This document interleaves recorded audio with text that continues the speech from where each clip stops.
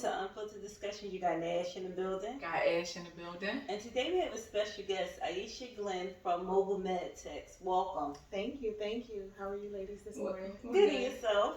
Good, thank you. So, can you tell us a little bit about yourself? Okay, so my name is Aisha, as you both said already. Okay. I'm from Southwest Philadelphia. I'm a community person, born and raised from a kid. I serve on a couple of committees here in Southwest, the Neighborhood Advisory Council. I'm a board member for the Southwest CDC. I have a nonprofit called Person-to-Person Resources, where I provide resources in the community for people for utility, housing, healthcare, various different resources.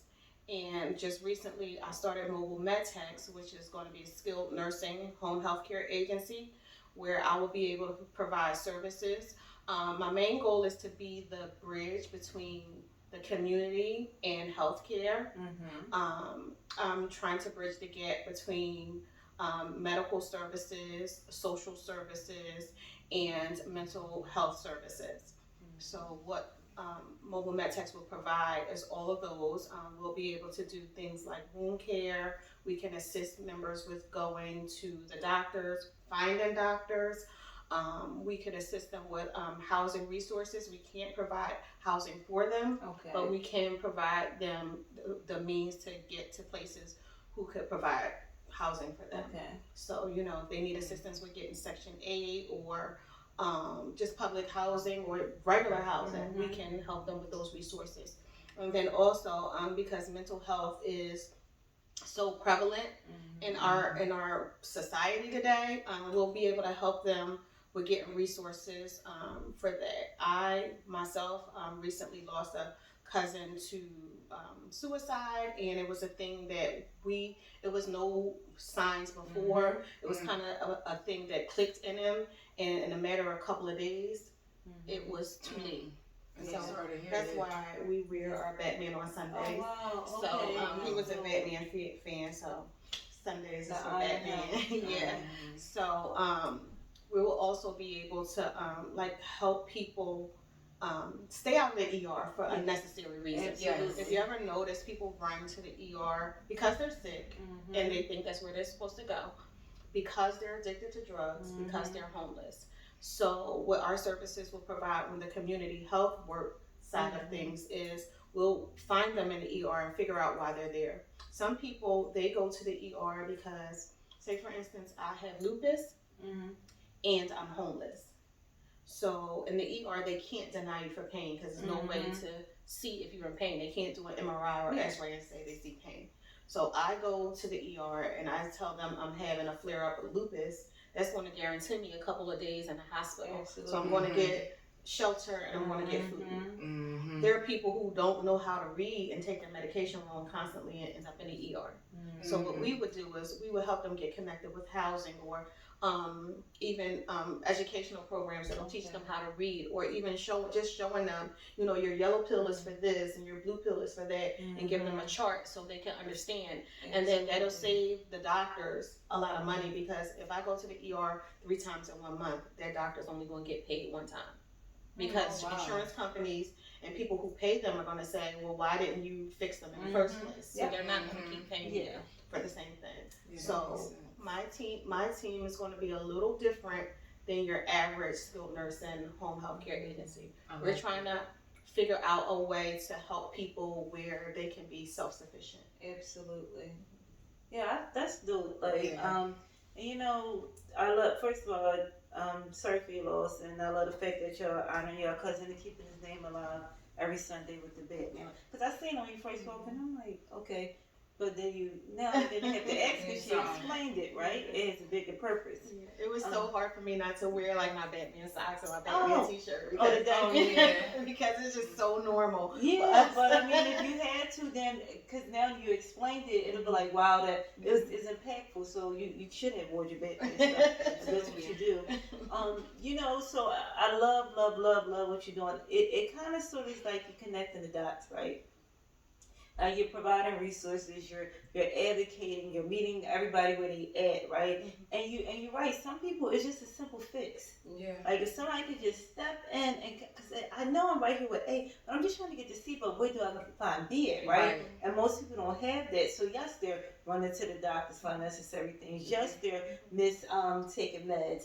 Yes, it's a simple phone call that if you don't know how to speak in a certain way, they're not going to understand something that you need. So I just love it. I think that it's so necessary because most people think, oh, I'm just going to open up like a home health agency, and of course we hear that, and it's dollar signs ringing off, right? That part. But if you're not really like doing it from the heart, then why? That separates everything. Honestly, it does because it. Like I said, I have seen you in action when you're doing Herbalife, and you know what I mean. You like the energy is like, look, I'm here, like you know, like you jump right in, right? Right. And I'm that person. You can feel it, like it's not, and I like most people have like. You know, they like, you could, okay, the product, okay, but the person that's providing it, I don't know about that. The energy behind it. That's I was that person that like, I want to work out, you want to work out, but you got kids, so I'm gonna watch your kids. You go work out, and I'll work out with the kids. That's dope. You know, sometimes you gotta just put yourself to the side. Yeah, and what I like, selfless. That part, and what I like is the fact that you're treating a whole person.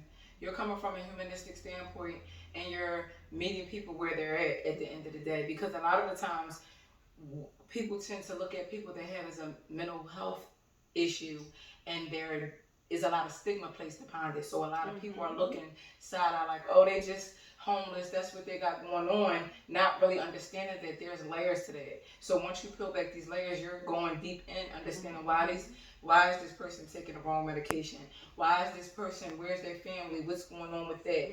And they're seeking shelter based off of their health issues just so they can stay warm or whatever the case may be, you know, and that's rough, you know, and that's important that you're really able to provide those resources to people that really are unaware of how to go about certain things. Well, what I'm learning is with the home healthcare agencies, again, like you said, people are looking at dollar signs. So each client is a certain amount of money. Yeah. Like, oh, this person is, I don't know, $3,000. This person is $2,500.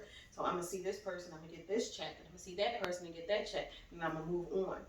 But how about seeing this person and getting your check, but making it so that they don't have to be repeat offenders? They want them to keep coming for the money. So people are always going to need healthcare. All day. So if it's not you, then it's going to be her. The money is there. It's going to be somebody else. But, you know, in the meantime, you're collecting a check and this person is getting fixed and then sick again. And then fixed and then sick again. The bare minimum. That's what it is. They're doing the bare minimum. The bare minimum. Yeah.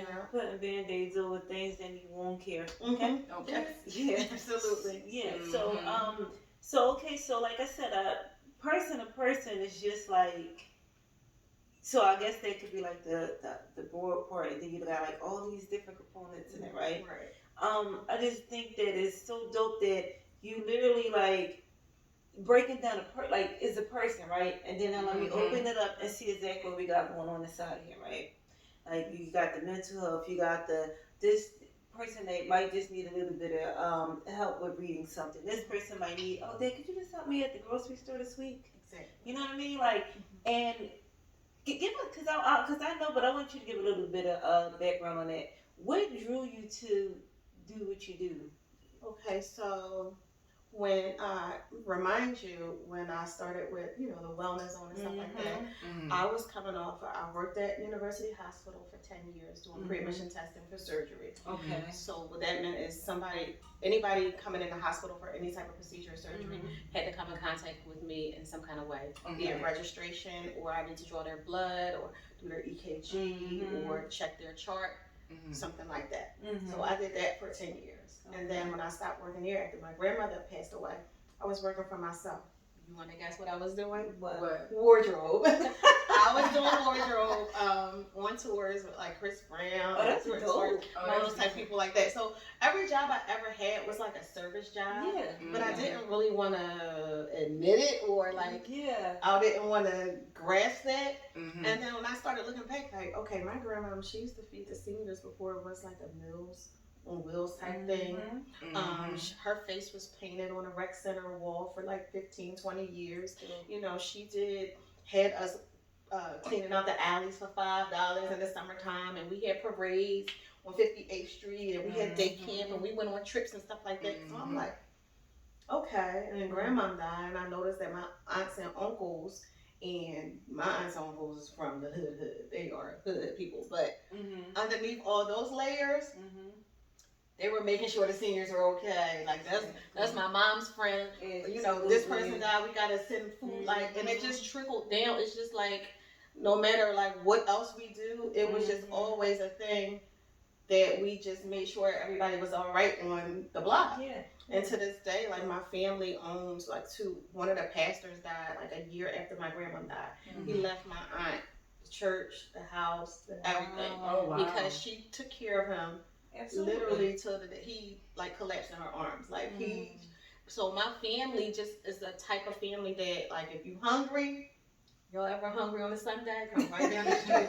Every Sunday is dinner. Cool. My aunt, my mom live across the street from each other. They cook every Sunday. Yeah. And so like it just was in me, and I was fighting it. Like I'm going back out on tour. I'm like, no, I'm not. Yeah. You know what I'm saying? And I still do little tour stuff, but even when I was touring, I was in nursing school at the time while I was on tour before like online classes was a thing. I would come to class for a couple of weeks and I'd be like, listen, this is what the deal is. They're like, all right, as long as you keep the grades up, and I would be out. And then when one of them would get sick, they're like, oh, one of the artists got a crick in their neck. Can you cut? Like, you know, like I was already a nurse, so I'm like, well, maybe this is what I need to be doing. And I just kept doing it. And like to this day, people are like, you don't want to get in politics? I'm like, no, but people keep asking me that because every time I turn around, it's like I'm on the community health worker committee in Harrisburg, and I'm doing this. I'm teaching classes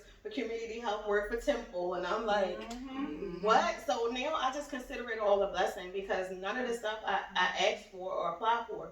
It was literally it came. I never applied for a job at Temple. Meant to be.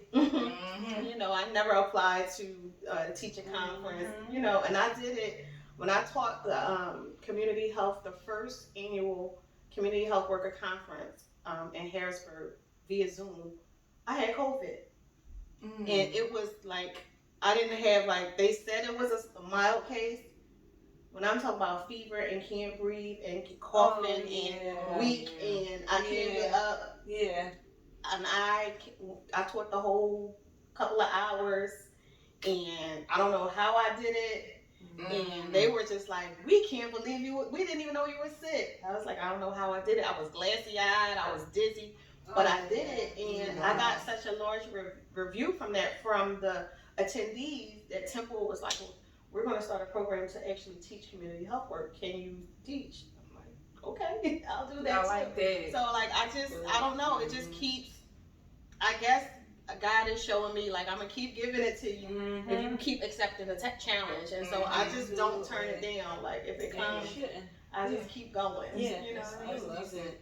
You provide support for a lot of people. And how is it that you're providing support and how is it that you're receiving support for yourself? Right. So that was the other thing that I was saying. Like being in a circle of greatness with Nehemiah Davis, it's like he kind of paved the way. So when I started person to person, Dr. Proctor around at Victory Church, he got me started. And when I got started, it was actually a nonprofit with Mel and Jerry. Oh, okay. And then they turned it over to me, and they didn't want anything to do with it, so I turned it to person to person. And when I did that, Dr. Proctor said, there's this guy I want you to go meet. So I'm like, Dr. Proctor, I don't need no man. I'm not like, that's not what I'm like. I'm like, I'm good.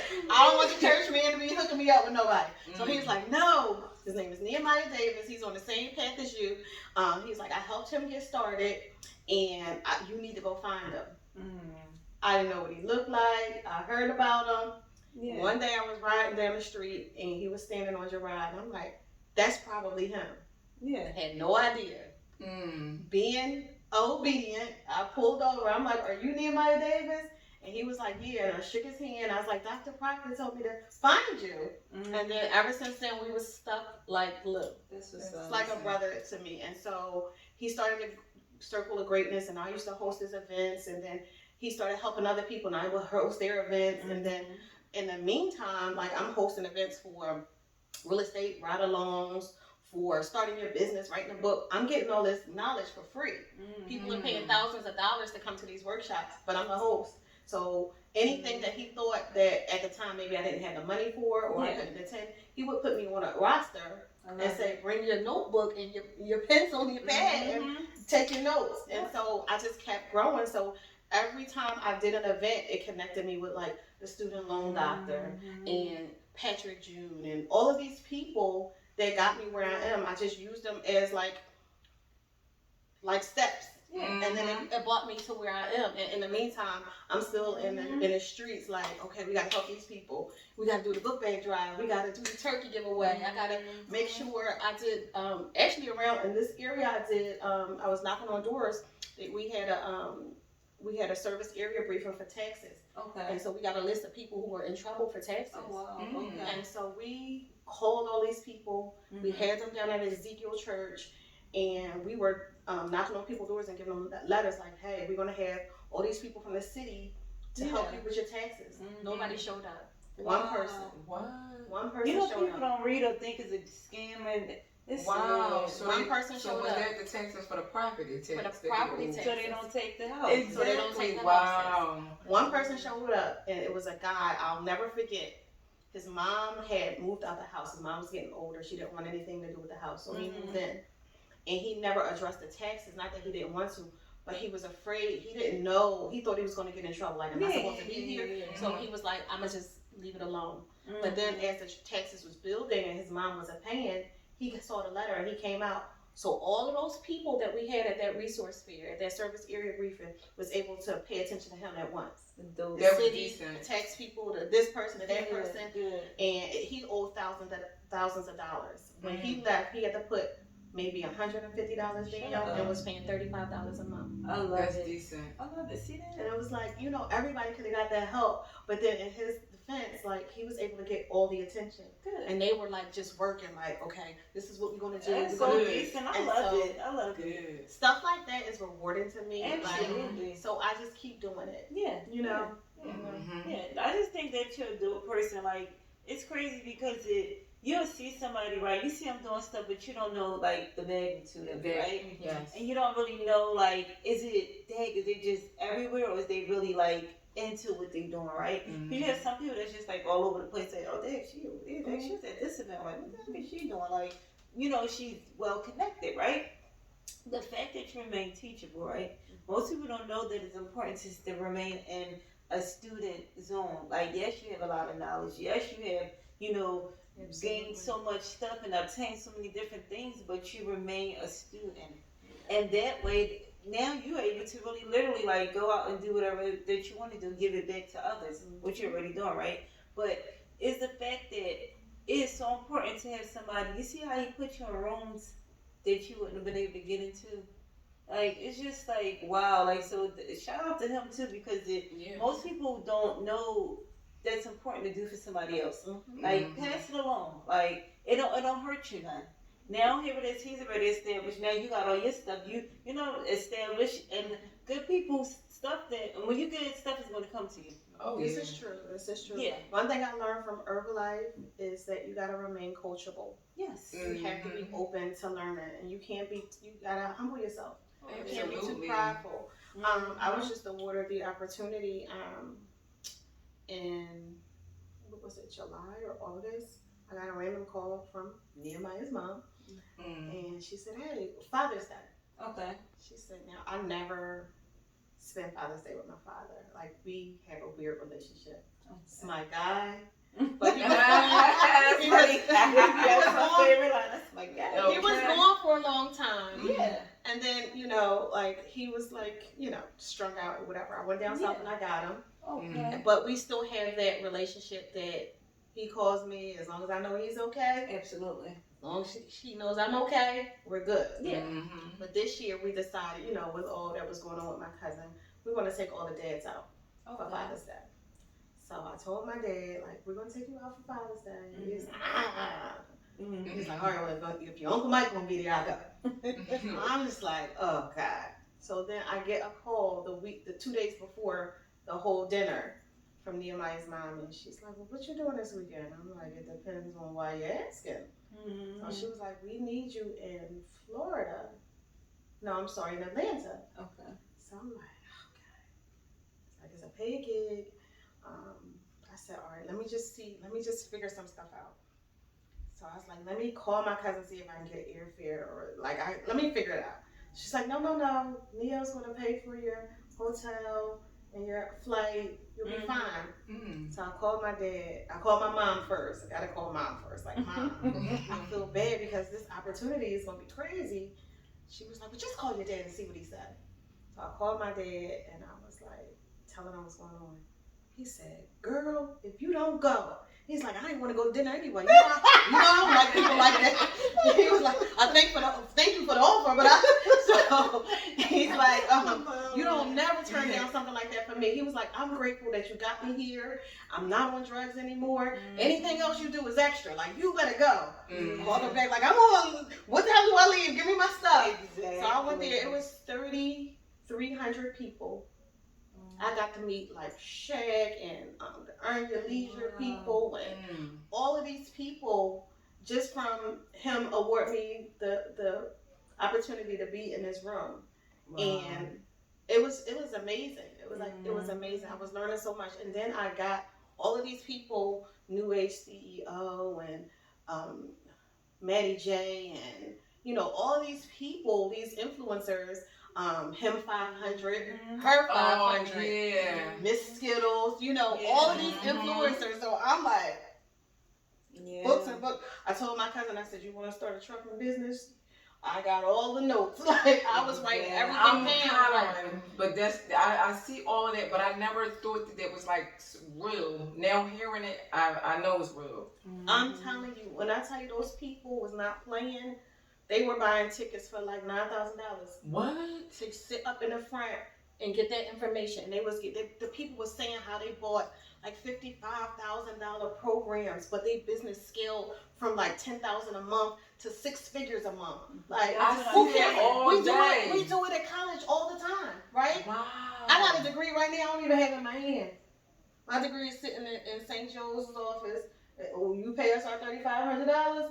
Unless, and you can have it. Please. Otherwise, you better tell them to call us, and we'll tell them that you got the degree. So why not invest $55,000 in yourself? Absolutely. And then now you doing the same figures that they doing. That part. But people will always be like, they taking advantage. How they going to just be selling stuff? Well, they had to pay for it. These guys are paying hundreds of thousands of dollars a year and educating themselves to educate other people. That part. Why not? If that $55,000 program was something that I needed at that point, I would have been and the people was tearing me down. I ran out of applications for people. The lines, people was in lines with their moms and their spouses. Like we gonna get this started.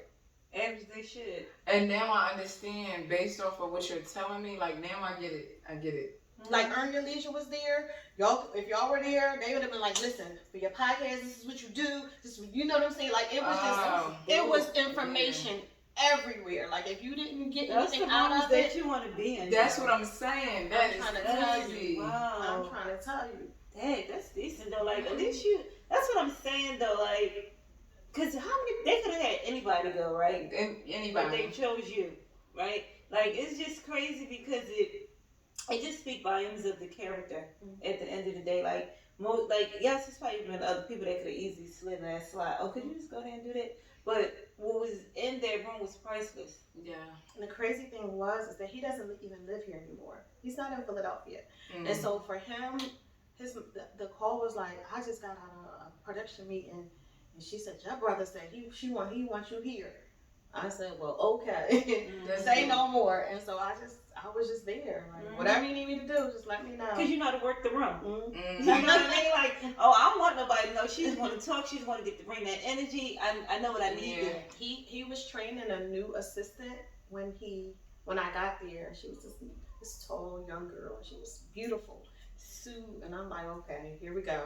And she came in and she's like trying to tell me like, well, okay, so Neil wants this. I said, let me tell you who he is really. Well, from that, she still calls me to this day like, oh my God, you taught me so much. Like, that's really like your brother. I'm like, I could tell you anything about him. Like, you know, because like, not that I know him so bad, but like I worked with him so long. You know what I mean? And like, I learned so much from him. I learned so much. And he's like a million years younger than me. Yeah. I'm like, that's my big little brother. He's taught me so much. Like, and he will like call your bluff. Like, okay, so you said you was doing this. And that's the kind of people that you need around you. You be too embarrassed now. You got to do it now because you be too embarrassed. Show up because you know people that put their battery in your bag. Listen, like, I'm listening. So, yeah, that team right there, like, I learned a lot from. So, yeah. I love to see it. So now for Mobile MedTechs, like, when is that officially out there? Like, I see you already, like, you know, doing your stuff, and I see you with the seniors, because you know that's like the vulnerable population at the end of the day, and they need it, and it's like they have so much wisdom. I swear, people like take their time out and have a conversation with the senior citizens. Like, you will learn so much that is ridiculous, and the stuff that's like, that makes sense. Okay, I think that's my favorite part of working with the seniors. So my guy family, I call her my grandma, but my guy family, I started doing her hair, and she likes to get up early in the morning. So I would get up every other Saturday at 6 o'clock and go wash her hair and, you know, curl it. And she would tell me stories. Like, she grew her own produce, and to this day I grow my own produce because I'm planting peppers and tomatoes and all that kind of stuff like that because of her. And she would just tell me stories about when she lived down south and drinking Pepsi and milk and, you know, all these stories of how, you know, she had to do certain things to get where she was and, you know, how they built the church and all that kind of stuff. So then she referred me to another person at her church. And I was going over to do her hair. And then that person referred somebody. And it's, 5 years now? And so I just created this program called Hair and Health. And every other Saturday I go over there because what I was learning is that seniors are very prideful. And they won't even go to the doctor if their earrings not right, their hair not done. So I was kind of like tricking them.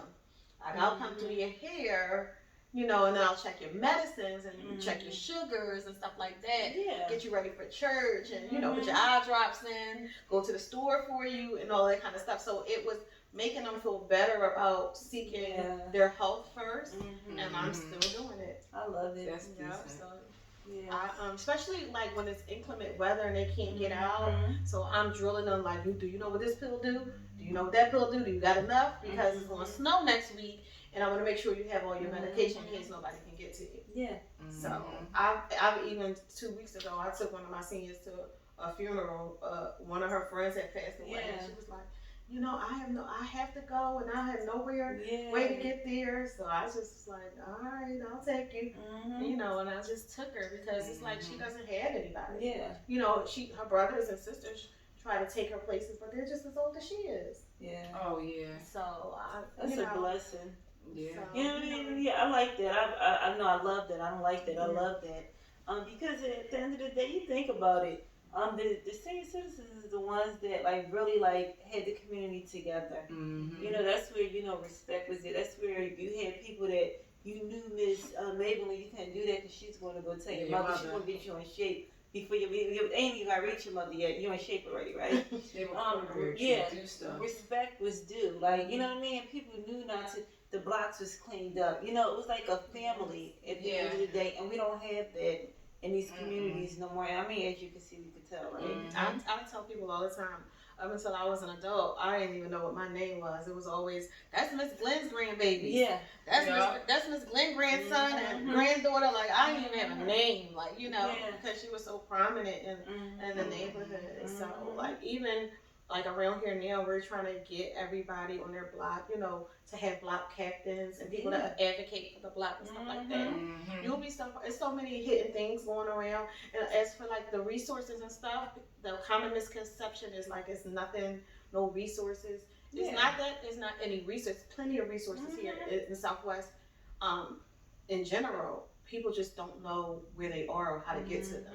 And that's why people like me on the Neighborhood Advisory Council, our job is to get that information to the people. Sometimes we get that information firsthand. The quicker we can get it to the people, the quicker they can get what they need. Absolutely. It's so much funding and stuff like that that comes through us, but the people just don't know that it's there. Yeah. Like, we can get your rent paid or your bills paid or job readiness or first time home buyer programs and stuff like that. Just come. I love it. Just I love it. I swear. So, where do you see like mobile techs, like in the overall, like? Because I know, is it just going to be based like in Philly? Like, where do you see it going? So we're going to start in Philly, of course, but I want to see how far I can grow it.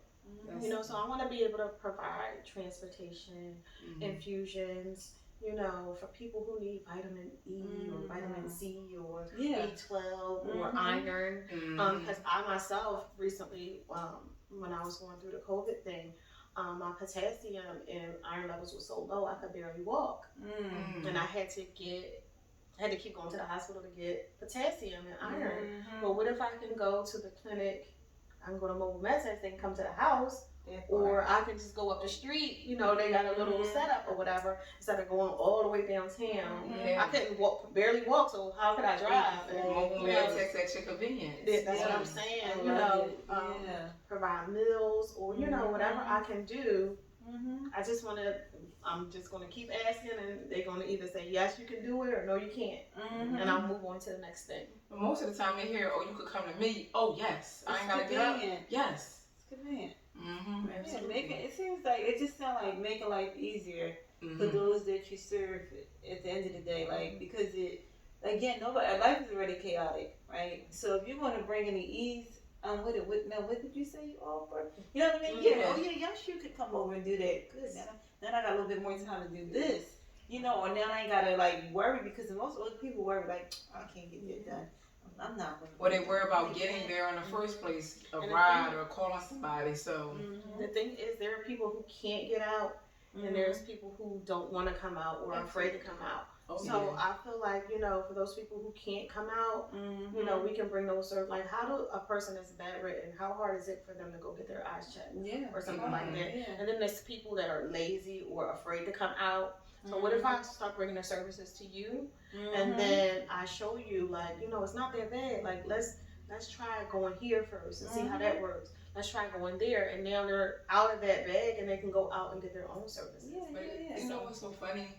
You know how when you watch older movies and you see the doctor come to the house, that put me in a mindset of that, like putting that back on the market. Because it's not that many anymore. There's some, a little more now because of COVID. But it was kind of hard to get a doctor to come out. But in their defense, it's like they have so many patients in the office. It's hard, you know. But like even if I can like figure out a program where we can get like, you know, people who are doing residencies or interns to maybe contract with us and come out to see these people, because at the end of the day, they still got to be seen. They still need health care. Oh yeah, that's so gonna forget about it. That's gonna go that's like a game changer. That right there, please. Like, what do we do? Like at some point, we gotta help them. Bridging the gap, connecting the dots. I love it. Wow, yeah, they gonna eat that up. You already know how to put those programs. And then next thing you know, you got doctors on board. Next thing you know, this is a corporation. It's gonna be a corporation. And it's about who you connect with. The hardest thing about starting this thing is getting a doctor on board. But working at AmeriHealth, I came across a doctor, Dr. Connington, I love you. She was like my work mom, and she was teaching me because, you know, I ended up changing my major. I could not see myself like working these 12-hour, 18-hour shifts at a hospital, not for myself, being a nurse. So I changed to healthcare administration. Oh, okay. But when I started working at AmeriHealth and I came across Dr. Connaughton, and she just showed me everything. Like a lot of people were like, "Are you a social worker or are you a nurse?" And I'm like, "No." Like, how do you know this? But Dr. Connaughton just kept like, I'm going to teach a class and show you how what medications that they need for the best ones for high blood pressure. I need you to know that this is a new medication. I need you to know how this works and how that works. Like, and she taught me everything, and she just became like my work mom. So when I presented this situation to her, and I was a little afraid because I didn't want it to be a conflict or whatever. But I just felt like I could trust her, and then they got rid of her too. And it was just wow. And they needed her bad, but they just whatever. Wow. And so I re-presented it to her, and she was like, "What do you need me to do? You need my license? Would you? I love it. I like it. Like, and I'm like, oh my gosh! So now I'm calling, people like, okay, common ground management. Like, okay, this is what I'm trying to do. Tell me what I need to do. And so, the person I was talking to, they was like, well, you need 2 nurses and a doctor. I was like, well, I have my 2 nurses, I have my doctor, I have my EIN, I have my LLC, I have this, I have that. He was like, well, you already did the hard part. Like, he's like, I'm not even going to take any money from you because all you need to do is this, that, and the third now. Like, because the hard part is getting the doctor and 2 nurses. You already have that, so I'm not even going to charge you a fee for this conversation that we're having. So I was like, okay. And I just kept pressing forward, and then I went to lunch with the student loan doctor, Sonia Lewis. I don't know if y'all ever heard of her. I'm like, I don't know what I'm gonna do. I need this $24,000. I'm about to get some business credit. She was like, well, you helped Leo, and you helped me, and you helped Sharita. Sharita has her own home healthcare agency. Call her. She's like, tonight. So when I call you tomorrow, you can tell me what she said. Like, she was like not playing with me. And I called her, and I was afraid to call her because I'm like, I don't want it to be no competition. And she was like, no. She was like, I just started this consulting program.